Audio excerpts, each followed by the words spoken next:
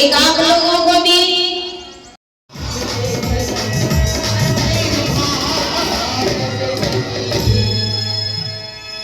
जात की थी भेलनी पर प्रेम भाव से भरी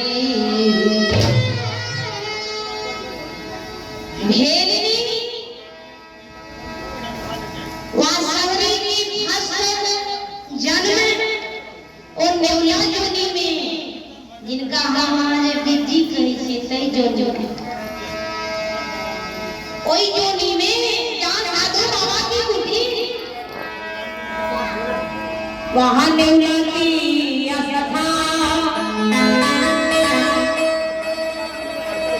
साधु बाबा भोजन कर को पात को देता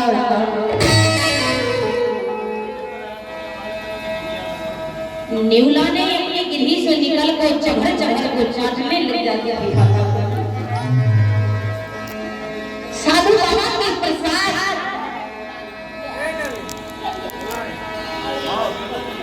उन्होंने कुछ दिन चाटे अनुभव ज्ञान आने लग गई।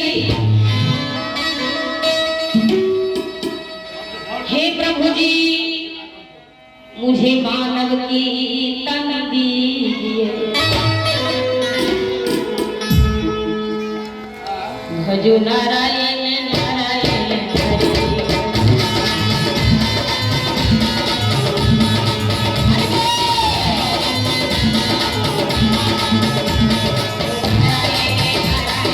हरे